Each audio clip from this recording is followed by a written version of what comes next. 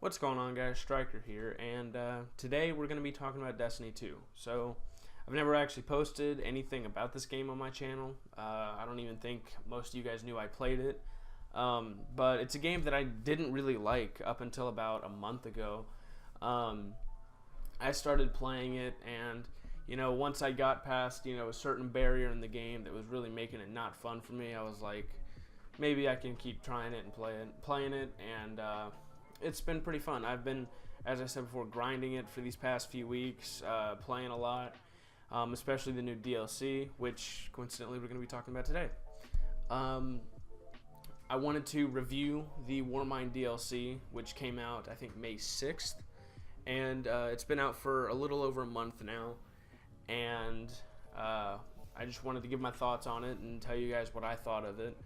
Maybe some of you guys are Destiny fans, and if you're looking for a reason to get the DLC, maybe I can help to persuade you or help you to give a final decision. I'm also going to be linking a video down in the description by another Destiny 2 creator named Datto. He is much better at explaining some things than I am, and I feel like if I can't help to give you a final decision, then he definitely can, and he does bring up some good points that I don't necessarily touch on in this video. So, with this DLC, there's a lot more content compared to Curse of Osiris. That means that there's a lot more to talk about and discuss. And before we get into the review, I feel like I should point out that I'm not counting the raid in this. I feel like although the raid is an important part of a DLC, it isn't what determines whether or not it's a good one. And also, I'm going to be pretty vague with details in the story, mainly because if there are people watching this to decide whether or not to get it, I don't want to spoil it for them.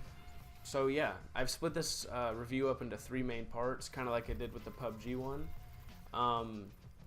Those three parts being campaign, weapons and armor, and then add-ons. And add-ons would be like new game mode, PvP maps, special armor, stuff like that. Yeah, that's pretty much it. So now that that's out of the way, let's get into the review.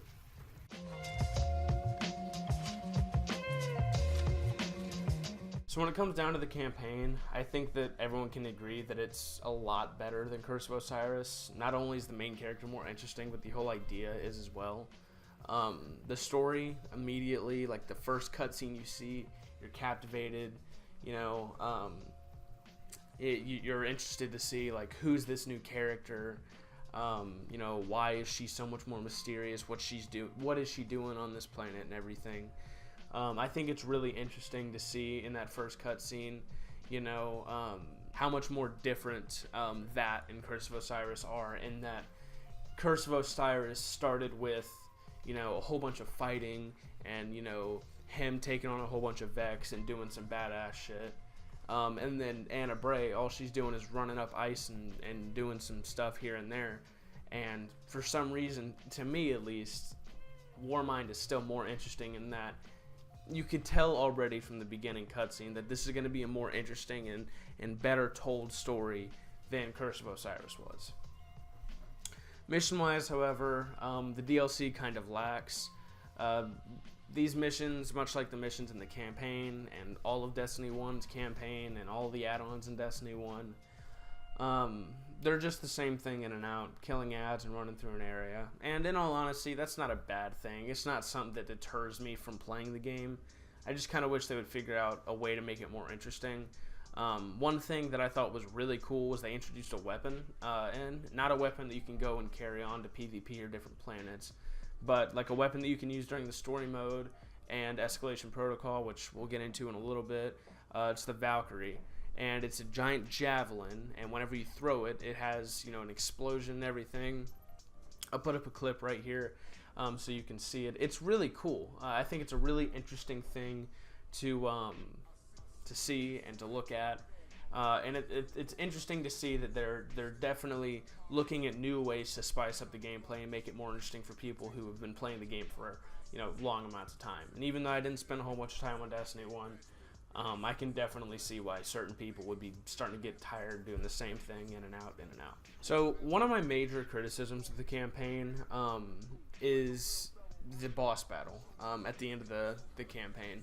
Dado, who I mentioned before, is another Destiny 2 or Destiny creator in general, and he brought up a pretty good point in his review. When he said that he was tired of fighting every supposed unkillable god and killing them in such easy ways. If you have played the DLC or the campaign, you'll definitely know what I mean. The boss battle is extremely easy. It's not even close to a challenge. And weirdly, the mission before it is more difficult than the boss battle. The boss battle took me like, 5 minutes tops? It was just extremely easy compared to the mission before it, which was a lot more difficult. And I think the reason for that is the mission before the boss battle was actually turned into a strike. So it was added to the strike playlist, which I think is the reason why it's more difficult, because it is a strike. It can't be super easy. I just think it was kind of weird. I didn't really like it. And the boss battle, as I said, not only was it easy, it was pretty boring. There was nothing very eventful happening. It was just kind of like, all right, I'm gonna hit this worm dude with a stick. It's not very intense, or like, oh damn, I wonder what's gonna happen next. It's more of like, can we speed this along so I can beat the campaign type of situation. Overall, the campaign was good. It was not the best, and it certainly was not the worst. It was just average, and in the end, that's not necessarily a bad thing at all. It's just, it could have been better.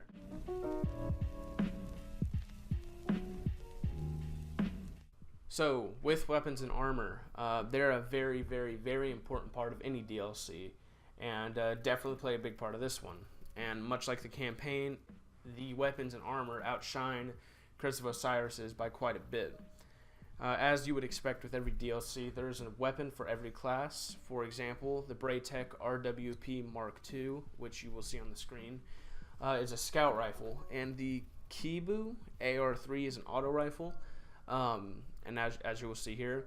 So what I mean by this is there is a Braytech weapon for every type of class of gun. So there's scout rifles, auto rifles, pulse rifles, there is submachine guns, there's hand cannons, and there's one more that I think I'm missing, but you get what I mean. There is, an array of Braytech weapons for each type of class of weapon, and those all come with the DLC. The armor is not the best, it's certainly not the worst, it's just much like the campaign, it's pretty average. I think the Hunter, I've only really seen the Hunter and the Titans. I've yet to look at Warlock. I'll put them all up on the screen right here. I feel like the Hunter is, they tried to go for more of a winter, like, tactical type of feel for it. And they didn't do a bad job. I just kind of wish they would have done something different. I don't really like the mask or the hood. But the chest piece and the pants kind of look cool, I guess. I don't know. I feel like they could have added a bit more or done something different with the armor to make it look a bit better.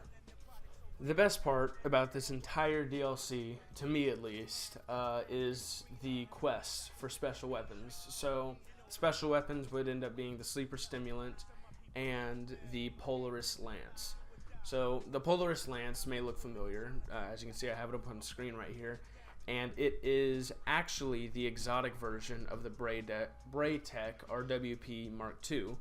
And it's a lot more powerful. And the way you get this gun, as well as the Sleeper Stimulant, is through quests. So to get the Sleeper Stimulant quest, you beat the campaign, and then you go to Anna Bray, and you do the mission that she has for you. And once you do that, you get the Rasputin Armory Code. Or no, not the Rasputin Armory Code, my bad. It's a special engram. I think it's like the Rasputin engram, encoded engram, something like that. And once you get that, you take it to Anna Bray, and then you go to Rasputin, and you get the Eiklos hand cannon, which is actually pretty good. It was definitely much better than I had expected it to be for something that was so easy to get.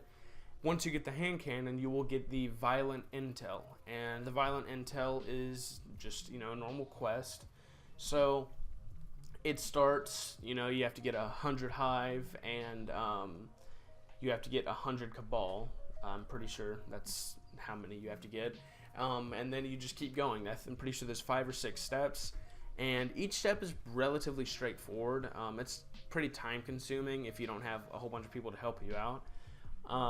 But once you do it, you get the Sleeper Stimulant, and the Sleeper Stimulant is amazing. Once again, referring back to Dado, he did a damage comparison between the Sleeper Stimulant and the Darcy, and although the Darcy is definitely more powerful, the Sleeper Stimulant definitely held up there. It was able to do something like, I think, like 100,000 damage or something crazy like that. I'll link it down in the description once again if you want to watch it. I definitely do suggest it because it is pretty interesting to see. That's how you get the Sleeper Stimulant. The Polaris Lance, I'm pretty sure all you have to do is beat the campaign. And it's called the Nascent Dawn. I don't know how to say it exactly. But once you do that, you get the Polaris Lance, which is, as I said before, the exotic version of the Braid Tech RWP Mark II. As I said before, the weapons in this DLC are by far my favorite thing. I think they're the coolest. I never played Destiny 2 a whole lot, but or Destiny 1, I should say. I never played Destiny 1 a whole lot, and in Destiny 2, I was going for the Sleeper Stimulant mainly just because I wanted something to do. But I'm really happy I did it, only because it's got to be like one of my favorite guns in the game. It's just so cool to watch it like bounce off the walls and do insane amounts of damage and everything.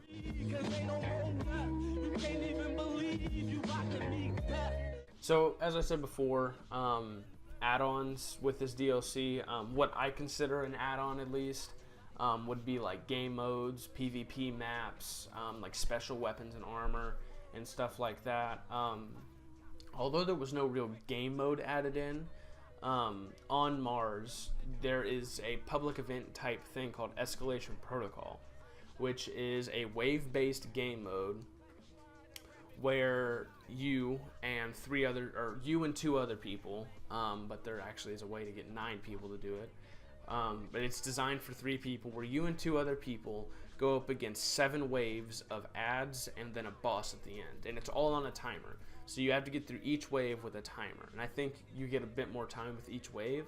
But also on each wave, you get less ads, but the boss gets stronger and more powerful, meaning he can kill you quicker and his health goes down slower. And at the end of this, there is, of course, a reward, and it is a pretty good one. You can get a piece of the special armor or one of the insanely powerful weapons.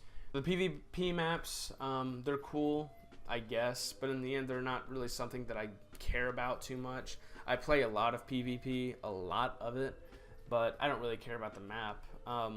I really only care about changes to, you know, the to PvP, to the mechanics and everything. The maps are always very like the maps aren't bad, but they're just, I don't know, Destiny seems like a game to me where the map doesn't matter in the slightest, and it's all about the gameplay and how the map plays. In the end, the add-ons are probably like the best thing in this DLC, and they will probably be the longest lasting thing about this DLC, because the campaign left a lot to be desired.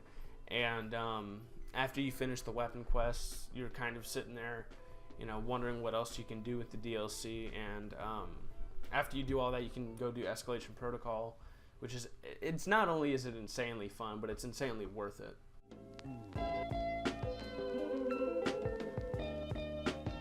Overall, this DLC is leagues better than Curse of Osiris, and I think there are definitely some things that could have been improved, but in the end, it is certainly worth buying if you want something to help revitalize the game for you, because that's definitely what it did for me. I honestly could not stand Destiny 2 until about a month ago. If you have any questions or opinions on what I've said today, make sure to put it down in the comment section. I read all my comments and reply to most of them.